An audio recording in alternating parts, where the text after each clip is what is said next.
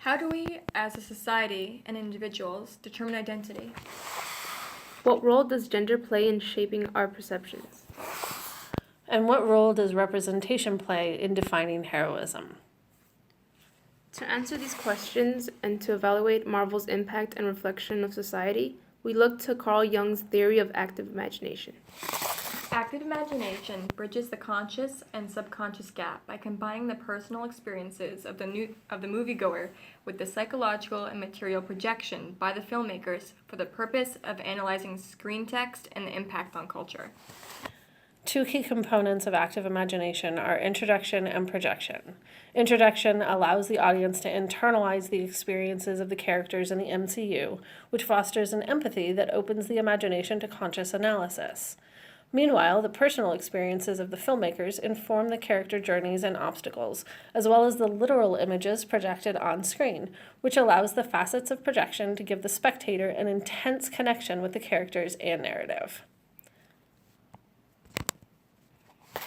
Marvel Comics began in 1939 as timely publications. Its current incarnation evolved beginning in 1961 with writers like Stan Lee, Jack Kirby, and Steve Ditko. Marvel Studios formed in 1996 but licensed out popular titles such as Blade, X-Men, and Spider-Man. But in 2005, Marvel Studios began regaining film rights to their characters. The MCU officially kicked off Phase 1 with Iron Man and the Incredible Hulk in 2008. Phase 3 is planned through 2019 with the conclusion of the upcoming two-part Avengers films. The Marvel Cinematic Universe explores identity, gender, and heroism, resulting in a mixed impact on American society, seen in the evolving identities embodied by Captain America, Mystique, and Iron Man. Challenged by the difficulties in gender representation with Black Widow, Scarlet Witch, The Girlfriends, and Jessica Jones, and allowed complexity in the unique heroic journeys of Captain America, Deadpool, and Iron Man. Positive representations of identity in the Marvel Cinematic Universe includes Captain America, Mystique, and Iron Man. Captain America, the Man Out of Time, was created in 1940 before the U.S. entered World War II, as a way of showing the American consciousness at a time when war was happening abroad, and showing how Americans viewed the patriotic feeling that was growing in the population. According to Dr. Jason Dittmer, his characterization as an explicitly American superhero establishes him as both the representative of the idealized American nation and as a defender of the American status quo. In the film, Steve Rogers' identity is shaped and redefined by the choices he makes. He struggles with his identity as an American icon as he defines his role in World War II, and later as he discovers Hydra's infiltration of S.H.I.E.L.D. His core values of liberty, equality, and self-determination, along with his demonstrable comfort with who he is, despite outside pressure, makes Captain America a positive role model. a blue shape-shifting mutant, Mystique's struggle to accept her identity is an allegory for minority groups struggling to find pride in their identity. In an interview with Collider, Bryan Singer discusses projecting his experience as an LGBT individual in making X-Men. This is reflected in Mystique's, who opts to pass as normal, taking on the form of a white, blonde, attractive girl. She chooses to present this form even among other mutants. Through X-Men First Class, Mystique learns to be proud of her mutation and love herself. Like Mystique and Captain America, Tony Stark is a positive representation of identity in the Marvel Universe. Tony is the son of the legendary Howard Stark, while extraordinarily intelligent in his own right.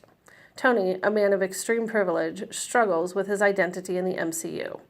After discovering that his weapons were in the hands of terrorists, Tony asserts his independence by breaking with Stark Industries' traditions and stands up to his mentor, Obadiah.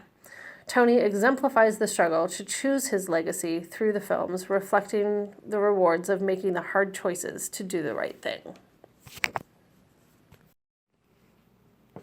While Marvel has a positive impact on society with the exploration of identity, the reflection of gender is more mixed. Marvel has shown that women can be just as powerful as their male counterparts. Yet according to Jen Yamato of the Daily Beast, by the time Captain Marvel is made, 20 other male superhero films will have preceded the first female lead superhero film. Although there is a variety of distinct female characters, It can be argued that most of these women aren't as complex as the male superheroes and are there only to aid them. For example, several female characters are portrayed by award-winning and nominated Hollywood talent. In the comics, Pepper, Hope, and Vanessa are superheroes in their own right. However, the films to date place them in supporting roles. This screen text could be read as reflective of the struggles that women have in earning workplace respect and equality. Black Widow and Scarlet Witch, at least, are part of the Avengers Initiative and fight alongside the male superheroes. However, neither character has a solo film, and both characters are used to reveal or aid in the growth of the male Avengers. Black Widow appears in 5 Marvel Cinematic Universe films, aiding or mothering Captain America and Iron Man. Scarlet Witch is introduced in Avengers: Age of Ultron and kept under house arrest for the majority of Civil War. These characters are the epitome of the mixed representation of female superheroes. Headed in the right direction is the digital properties Jessica Jones, created by Melissa Rosenberg. The television show subverts troublesome tropes and tackles volatile issues to move in a positive direction for Marvel's track record with gender. Jessica Jones takes a hard look at the aftermath of rape and sexual assault, and concludes that a victim can become a hero. In addition to providing a positive reflection of a strong, capable woman, Jessica Jones empowers people living with post-traumatic stress disorder and celebrates their strength.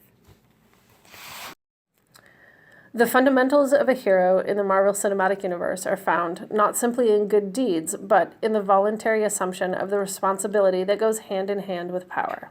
Steve Rogers, Wade Wilson, and Tony Stark are affirming embodiments of heroism. Steve Rogers begins as the perfect soldier, willing to undergo great pain and possible death in order to serve his country. As Captain America, he is ultimately defensive in nature, only using a shield, his strength, and his leadership ability to fight the forces of evil. Through the films, he learns a deep distrust of the government and makes choices based on individual loyalty and belief in his values. Go.